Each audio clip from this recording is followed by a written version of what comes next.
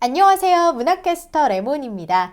오늘 함께 볼 작품은 조웅전 상편입니다. 중국 송나라를 배경으로 한 대표적인 영웅소설이에요.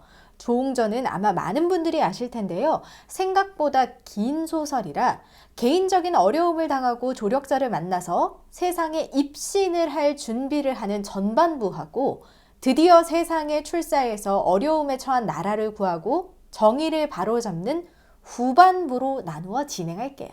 기출도 많이 되었던 작품이라 꼼꼼하게 알면 알수록 좋습니다. 주인공 조웅이 아직 어머니인 왕부인의 뱃속에 있을 때였어요. 송문제 즉위 10년에 조정인이 조웅의 아버지거든요. 조정인이 이부상서였을 때의 이야기인데요. 조정인은 그때 남쪽에서 송나라를 침범했던 위기를 누구보다 지혜롭게 처리해서 송문제가 아주 사랑하는 신하였어요. 좌승상으로 충성스럽게 황제를 모시던 조정인은 겸손하고 좋은 신하였죠. 하지만 이런 그를 시기하는 인물이 있었으니 바로 우승상 이두병이었습니다. 그는 조정인에 대한 거짓 참소를 올렸는데요. 이를 수치스럽게 여긴 조정인은 음독 자살로 생을 마칩니다. 잘못한 게 없는데 왜 자살을 할까 하고 의아해 하시는 분들도 계실 텐데요. 평생을 충직하고 정직하게 올곧게만 산 조정인은 그런 작은 참소조차 받아들이기가 힘들었던 거죠. 시간이 오래 지나도 문제는 그를 잊지 못하고요. 그의 무덤을 충렬공이라고 해서 따로 만들어주고요.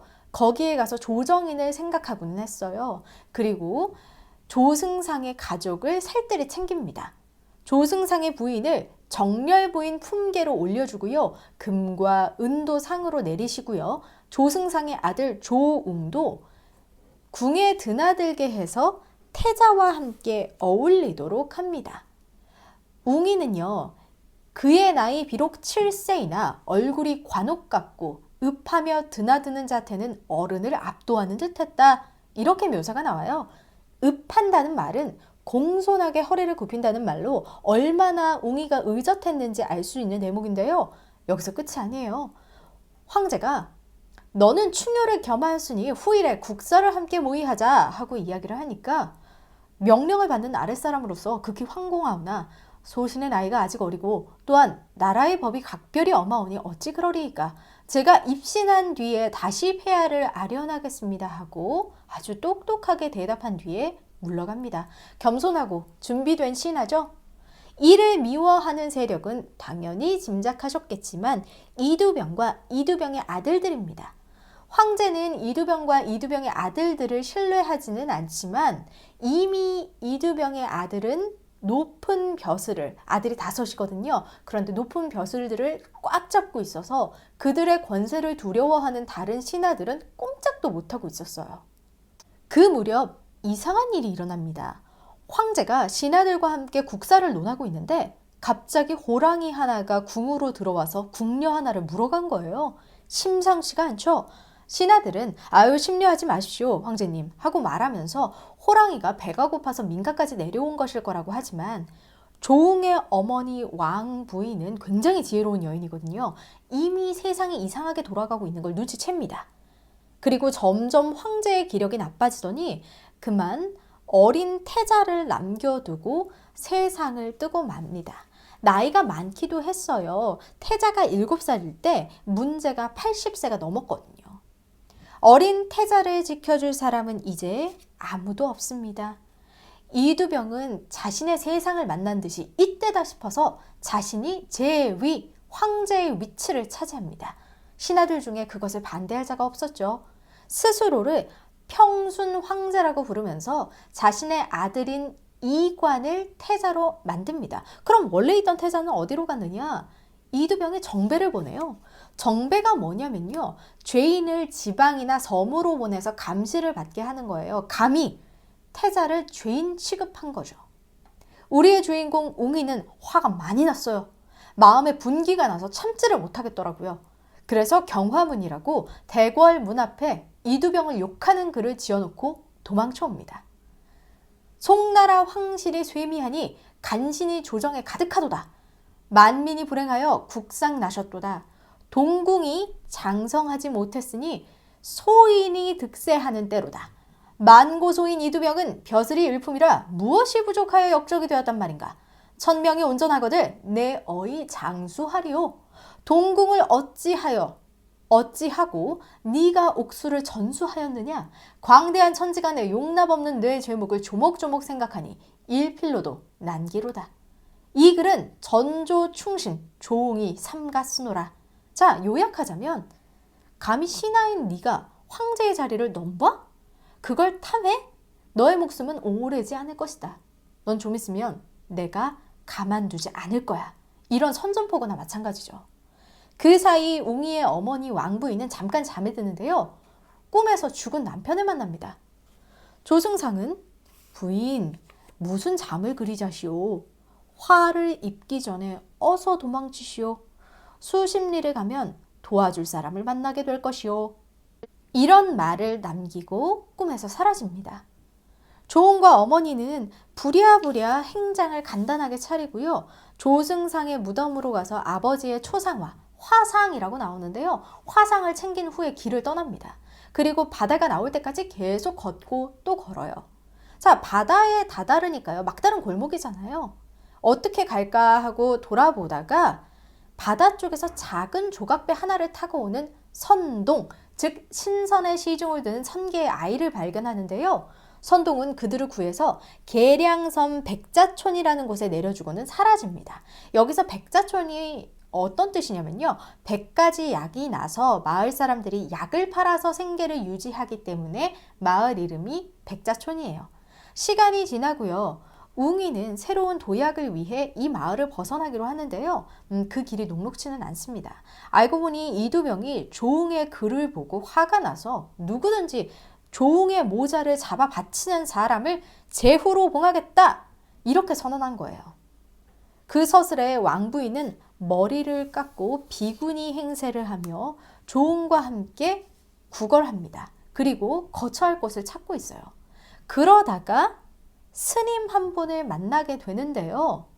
그 중이 왕부인을 알아보는 거예요. 알고 보니 이 사람은 예전에 조승상의 화상, 즉 초상화를 그린 강서남의 월경대사였습니다. 월경대사는 두 사람을 강서남으로 데리고 가서 별당을 내어주고 편히 살 수 있도록 도와줍니다. 또 시간은 흘러서 웅이는 15살이 되는데요. 이제 본격적으로 입신하고 싶어하는 나이죠.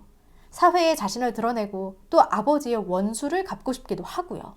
어머니는 이제 내가 가족이라고는 너밖에 없는데 어찌 날 버리고 그런 위험한 일을 하겠다고 하느냐 하고 몇 번이나 반대했지만 다행히 월경대사의 설득으로 웅이는 세상 밖으로 나올 수 있었어요. 반년쯤 돌아다니다 보니 강호라는 곳에 다다르게 되었는데요. 시장에서 엄청나게 멋진 삼척검을 차고 있는 노인을 만나요. 혹시 저 검이 파는 건가 싶어서 가격을 물어보고 싶었지만 정말 한눈에 봐도 어마어마한 가격일 것 같은 거예요. 그래서 며칠 동안 군침을 흘리면서 그냥 보기만 하고 단념하긴 하죠. 그런데 알고 보니까 그 노인은 평범한 사람이 아니라 화산도사라는 사람이었고요. 그 삼척검 또한 하늘이 내려준 보검이었어요. 화산도사가 말하기를 자신이 몇 달 전부터 이곳에 와서 조웅이란 사람을 기다렸는데 도무지 만날 수가 없어서 늦어졌다고 하더라고요. 그리고 칼 가운데 이미 이름이 새겨져 있어요. 조웅검이라고요. 화산도사는 조웅에게 다음으로는 관산에 있는 철관도사를 만나보는 게 좋을 것이야. 가면 배울 게 많을 거다라고 권하고 사라집니다. 700리나 떨어져 있는 관산에 어찌저찌 도착하긴 하지만 철관도사를 만나는 게 보통 일이 아니었어요. 번번이 길이 엇갈려서 만날 수가 없었거든요. 조웅은 속상한 마음에 그 마음을 시로 남기는데요. 그 시를 읽은 철관도사는 기꺼이 웅을 찾아서 만나주고요. 모든 술법을 가르쳐주며 제자로 받아줍니다. 또 철관도사가 기르고 있던 신묘한 말도 얻었는데요. 사람을 따르지 않던 말은 영웅의 면모를 알아봤는지 조웅을 주인으로 모십니다. 여러 가지 술법을 익히느라 바빴던 웅이는 어머니에게 다녀오겠다며 말을 타고 길을 나섰는데요. 강호에 다다라서 몸이 좀 피곤해서 쉴 곳을 찾습니다. 조홍이 머문 집은 나중에 조홍의 부인이 되는 사람, 장소저의 집인데요. 위나라 장진사댁이라고 하면 모두 알 정도의 집이었어요. 아버지 장진사는 일찍 돌아가셨지만 장소저가 인물도 뛰어나고요. 시서에 통달해서 칭찬하지 않는 사람이 없었거든요. 두 사람은 그날 밤 인연을 맺고요. 조홍은 어머니를 뵈러 가기 위해서 길을 떠납니다. 그리고 정혼의 증표로 부채에 글귀와 조홍의 이름을 써서 장소저에게 줍니다. 어머니께 돌아온 조홍은 자신이 장소저라는 여인과 인연을 맺었다는 걸 이야기하고요. 이게 원래는 미리 이야기하지 않고 부모 몰래 이런 정혼을 하게 되면 굉장히 큰 불효거든요. 다행히 어머니께서는 조홍을 이해해 주십니다. 그건 천륜이라고, 천연이라고. 그러니까 하늘이 맺어준 인연일 것이다 라고 생각을 하신 거죠. 자, 다시 관산으로 돌아온 조홍은 여전히 철관도사 밑에서 열심히 수양을 계속합니다. 그런데 어느 날 철관도사가 환약을 3개 주면서 네 배필될 사람이 지금 위험하다라고 이야기를 전합니다. 알고 보니 소저가 그리움을 견디다 못해서 죽게 됐던 거예요. 웅이가 참 바쁘죠. 왔다 갔다. 여기에서 철관도사가 기르던 말이 아주 요긴하겠습니다. 어디든지 한달음에 달려가거든요. 다행히 소저를 살린 조홍은 다시 관산으로 돌아오고 철관도사의 명을 받습니다. 그리고 위국을 침공한 서번을 무찌르기 위해 길을 떠납니다. 자, 조홍준 전반부는 영웅소설의 구조와 잘 들어맞으면서도 조금은 다른 면모를 보이는데요. 뛰어난 자질, 개인적인 고난, 조력자를 만나고 단련과 공부의 과정을 거치는 것, 이 모든 것은 전부 비슷하지만 영웅소설의 전형적인 탄생 방법과는 달리 다소 평범한 탄생력을 가집니다. 보통 영웅소설에서는 신의 아들이라던가 부처께 시주를 하고 낳게 되는 아들이라던가 이렇게 초반에 스토리가 들어가게 되거든요. 그런 차이점이 있다는 것 알아두시고요. 자, 다음 이야기는 조홍전 하편에서 계속됩니다. 지금까지 문화캐스터 레몬이었습니다.